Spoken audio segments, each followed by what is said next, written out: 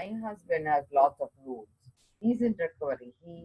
My husband is in recovery for the past 25 years. What? He's in recovery for 20. He's sober for 25 Oh, years. okay. And we have been married for 20 years. Okay. Last night, he has lots of rules. He's going away next week and he'll be gone for 3 weeks. Last year when he was gone away, he travels a lot. And he's in his main job is to keep clean. That's all. I bring the money in, I take care of the house, but he gives me the rules to live by. I wrote this book, 14 Ways to Be Happy, with the dysfunction of, yeah, my son. Look at that, motel, me and my 3 kids with suitcases on the bottom. So we choose to be happy. It's not the situation, it's how you handle it, okay? Yesterday, he was complaining my fish tank needed a new filter. So he also says to me, he gives me specific rules. When he's gone, I'm not allowed to buy anything or change anything in the house. And I really want my kitchen to be clean. And I want to fix my bathroom, but I don't have his permission. We live a very crazy life. Last year, without his permission, I got this and he threw it out. The minute he came, he threw it out. That's why I brought it here. Oh. I live my life here, okay? Can I ask you something? No, you are not allowed to ask yet. Okay. Let me finish. Okay. So he cleaned out suddenly all the stuffed animal. Last night he says he's going to throw it in the trash. And these some belong to my kids. And I have memories. I said, Kid, I need some time to go through it. He says, go. If you will have only till tonight. Otherwise it goes into trash. Okay, he has rules. Wow. And then last night, right, like he wanted me to get a filter for the fish tank and then get fish food. So I asked him, is that fish tank part of your job too? Do you want to go get it? He said, no, I am supposed to go get it. The fish store closes at 7 and he gives me this deadline 5:50. Okay. So I have essentially exactly like within an hour to finish what he wants. And I want to cook for my kids at night and I don't have time. So I drive to the fish store. I go get like the food for the fish filter, and I bought a plant for the fish tank because I really want them to eat. He got so mad. He says, no, I'm not allowed to have that plant. So he made me take it out of his tank and put it in my tank, which is separate. So the filter I had to put it in last night because I don't have time until tonight. So when I was putting down the filter, he gave me 9 tasks, one by one, distracting me. Each one I had to finish. I had a half-finished mango lassi, and I cannot leave it, otherwise it's going to throw it in the trash. So I had to finish that. So, a lot of tasks he'll give. So then afterwards, he was planning to throw out. He cooks very, very big batches. And I hate wasting food. Suddenly he decided he's going to clean out the fridge. And so he tries to take out 2 boxes of food and throw it. I said, Keith, hold on. I said, at least let me put it in a slow cooker and, you'll have enough food to eat for the whole week. He says, no, I had to get it done by morning today. Otherwise, the food goes into the trash. So I said, okay. And then he then gave me another task. And that's when it became unbearable for me. So I told Keith, I said, Keith, I really need to step up. Let me drive to my other work and come back. So I left home for 10 minutes. That's when he said, okay, I'll stop. I'll go to bed. He said. So he comes back. Today morning, I woke up at 4:20 to cook all this. And he said, before you leave, if you do not take it to work, it'll be in the trash. Even though he cooked again, he says, if you do not clean up after you finish cooking, not even single bite has to be given to our children. Otherwise, the food goes into trash. So I had to carry a bag of toys. I had to freeze all my food. I took enough so I can eat today, and I came. So what I'm saying is, still, I choose to engage with him. Still, I choose to live with him because I believe It's not about victim. It's about being powerful. I chose each moment life comes at me. I'm going to choose grace. So what I want to tell you is it's not relationship. It's not about other person. Are you going to be happy? I am always happy. Even now I'm thrilled. Actually the dish came out better than I thought. I love it. And I'm going to probably eat for maybe a month this food, which I'm super happy. But what I'm saying is I don't need to spend money. He cooks. He has a big heart. But unfortunately, he's compulsive. His brain, he has OCD and whether it's a drug or time or everything, he'll manage it like a military, just like kind of what you're saying. Because I think the re-engagement trauma is what is very difficult for me, because when he goes away, when he comes back, the peace I hold, actually I really have peaceful time, even though I shouldn't say this a lot, but when he is physically not there, it is really peaceful for me.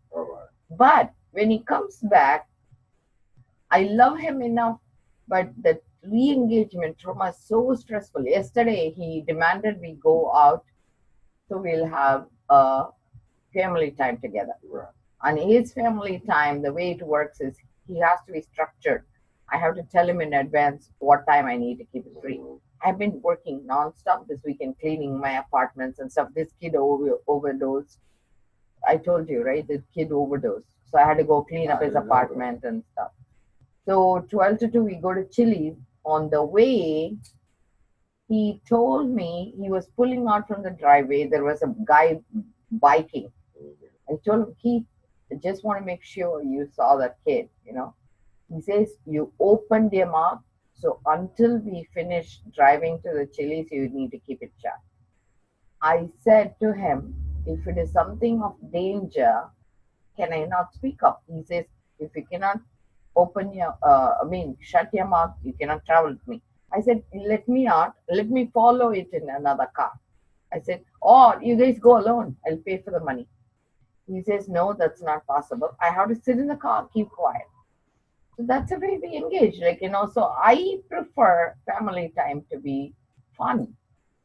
But this is the way the ex-military people are, That's a little bit hard, Now I've been overseas. Your culture, I think you're Eastern, Middle Eastern. No, he's an American. He's an American? Yes. And does that because I know overseas, some cultures, especially in the Orient. He's American. So let's get that off. He's a white American. Okay, and usually that doesn't work that way because even I'm not that demanding like that. But what I'm saying is it's not about demand. It's about how you engage. For me, I came from East. I every time look at him with love. Because we don't use our brain. We use our heart. We always engage with our heart. So it's not what he says, it's his intention. His intention is, in spite of my sickness, please accept me. Please love me enough so you forgive me again and again. And I made a promise to him. I will do that. So I love him enough to do that. But what I'm saying is, make a promise to yourself. I'm not telling you how to engage with others. Right, I understand. I myself never give myself the sad space. I don't allow it. I said, get out of here. Every moment when I breathe so I can be happy. And that's the joy I want to communicate. And you're happy yourself. Yeah, see, I wear bangles. The jingle makes me happy. This is a dollar store. My husband from Arizona last year, he got this. And I found in dollar store, same thing. And both make me very happy. The fancy one, I don't know whether it's the fancy one or he got it for $1 in Arizona store. I have no idea. But I found the same thing. Isn't that funny? God matches exactly what he gave me for $1. So what I'm saying is, it's not about what you get from others. It's what space you hold for yourself that matters. I choose every day to be powerful. I choose to be happy. Is that possible for you? I've been, right now, just listening to you makes me feel like my problems are kind of real down. But I mean, like, I gave myself this promise that I've thrown everything into my home. I got my pictures today. My home is immaculate, and I ordered a couple other things. All right, but when sometime I get in that mood where I look out the window and I'm hoping, one day I'm hoping that she would OD. That's stupid. Wishing bad on somebody else. And then another day when I look out the window, I'm hoping I see her walk or coming out the street, the liquor store's across the street, coming out the liquor store, maybe looking up and coming here. And then another day, I wish like her boyfriend quit her, even though, well, he sells drugs, his mother sells drugs, and he's 30 years old and lives with his mother and his two kids. One kid likes him, one kid don't. Make a long story short, I wish that she would come back into my life for some reason because it'll make me easier to have a relationship with somebody that has the same thing and condition that I'm going through. And another way, I'm saying I want to branch out and get somebody into my own age group. Now, when I look at that, and I look at some people that they say are compatible with you, some of them, then I hear, you got to have a car. I'm living downtown. I had a car, but different things happened. That no license, because I had some problems in South Carolina a long time ago. I haven't paid a fine, but I paid it now from 1990. Never had a DUI in my life, though. That's the thing about it. But it's just stupid stuff. It seems like I'm doing and living for this area, ghetto fabulous. I know you heard the terminology. But then when you look at other people, even when I was living in Auburn, I don't quite measure up to them. So therefore, sometimes I find myself lowering myself to be with somebody or try to come to be with somebody that is not doing as good as me, but when I try to get somebody on my even keel, they're doing better. I don't know how right now to be happy. What type of activities I could do. When I was with the VA and in the program trying to go through this, they were structured where they told you. So hence the horseback riding, hence this, that, and the other. But now that I'm on my own, even though the facade says, oh, you should be a happy guy living here and this, that, and the other, no warrants, no courts, no fines, this, that, and the other. You do pray each night and say, God help me, I love you, blah, blah, blah. But at the same time, my head and everything else, Dr. Brown, is like, it's crazy. And then I'm thinking, if I was to drop dead right now, the only thing people come, oh, I love you so much. Can I have this? Can I have that? The thing where you can't take it when you go. But right now, to look at the way I'm living, you would never even be able to tell that I am in a depressive mode. I never been like this a long time in my life. See, there are two questions that comes up to me. One is, why do you think somebody else is holding your happiness? Second thing is, can you take a deep breath without thinking? Because you're thinking and that's why you're not feeling. Because when you cannot think, that's when happiness hits you. Is that possible? I don't know. I never, right now, you're making some sort of sense to me now. And I know you have other patients. You're not my caseworker, counselor. That's all right. I have all the time in the world for you. Don't worry. But it's like just going through the pictures. You can't tell that I have the OCD. You can't tell that I'm depressed. Beautiful. Yeah. You go to look at me. Home. Yes. But I think you need to come home in your heart. It's not about outside. See, if you're worried so much about your life, you're falling apart inside. I know. And you are settling for less. Never settle for less. I actually played when I left India, I told myself, I never settle. I never settled. I held out the best. I gave myself to the best possible man who respected me. I never ever There was one guy who even wanted to date and stuff. I said, when I look at my husband in his eye, I'm going to say, I saved myself all my life for you. And I want to mean it. So I feel, do that, hold out to yourself for this one special lady you're going to invite in your life. But for now, know how to be happy. Give her the happy part of you, not the angry part of you, not the one that wishes another person is dead. Do you think anybody would want to marry a man who wishes like somebody is not nice? I would never disclose that, but No, I know where you're coming. I understand, but what I'm saying is you don't need to disclose to anybody, to yourself. Right. Saying that makes you feel bad inside, right? So, because you want to hold the utmost respect for yourself, even thinking harmful thoughts hurts you inside because you feel, oh, I'm better than that, right? Like Yes. that's the way. Because I feel the only person I let down is me. The only person I need to look up on is me. And guess what? Today, when I finished my cooking and I packed all my stuff, I felt so proud of myself. I said, I did everything on the timely fashion. I was like 15 minutes late, but from 4:30 to 8:30 I worked, and I packed all my food, gave food for my favorite fishes, watered my plants, did my morning greeting with my teacher, because he says it's very important for him to do a quick meditation with him. And then I left. So, and plus I bought my teddy bears. So, what I'm saying is, I feel life will fall into place once you reach that space in you that says, I am enough. And you need to understand you are enough. It's not what label people give you, what disease you have, what habit you have that makes you. You are a special child of God. And He has a special space for you.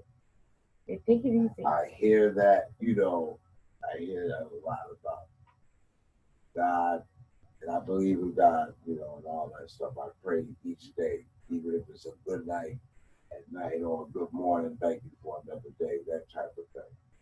But you don't believe it? I believe some of it, but this is the part I don't believe. You know how they say, God took this or gave you this for a reason, and this, that, the other, and everything supposed to fall into place eventually. When is this eventually gonna come? That's the way I look at it. I say, I gave myself to a lot of people. I've overcame a lot of things now. Yes, I practiced dangerous behavior, which put me into the predicament that I am now. I understand that. I understand that because of my age and because I don't have I have very limited conversations with my family members because we're sparse and little apart. Okay. So I don't have that type of foundation. So now I'm only going on the spiritual, what I can live, and I'm living by society's rules to where I am obeying the law and this, that, and the other.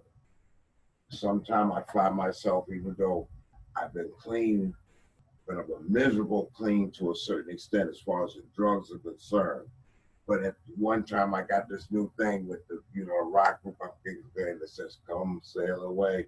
I always say to the drug boy, you're one sail away, you're one sail, hoping that they would get in trouble. You know what I'm saying? So that's one of your coping skills. I think you need to find one hobby you can do that is just fun. Because you're doing a lot of obeying. Instead of obeying, honoring. That's another word, because that's one thing I focused on with me and my husband, because I felt he is more on focus. Because military, you want to focus. Right, not military. So instead, switch the word and say, one thing I want to honor every day. For me, my plants, just grow something.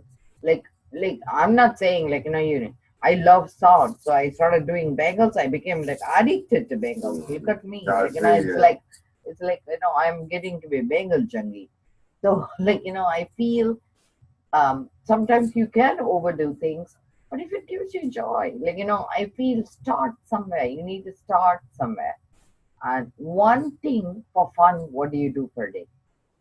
You know what? It's been, I hear that from caseworkers and psychiatrists and things like that when I go. That is one thing I don't do that I don't,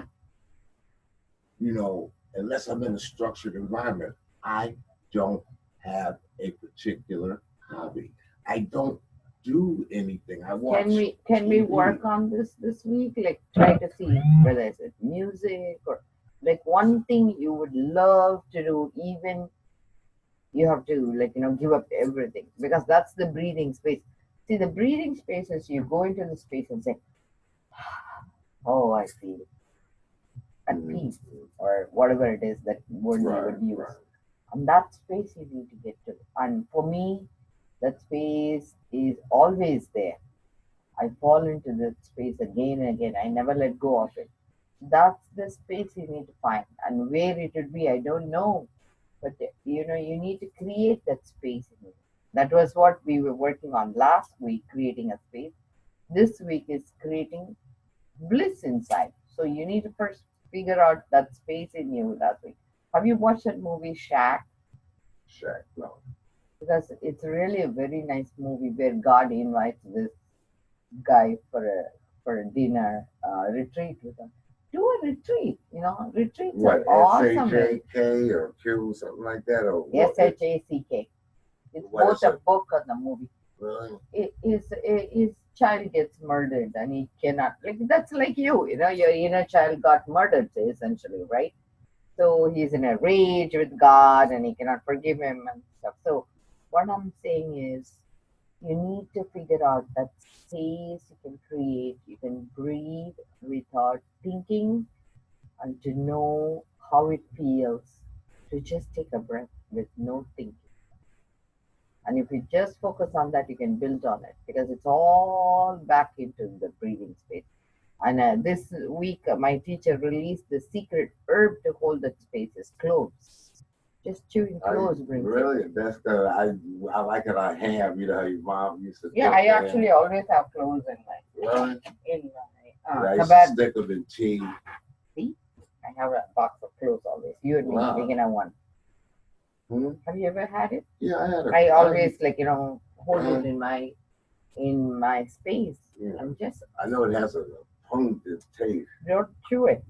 But what I'm saying is, create a breathing space without thinking. That's all. Work on it for 1 week. Come back. And whenever you run out of clothes, you can go to Indian store. They sell it like for $5. A bag. Yeah, we used to stick them in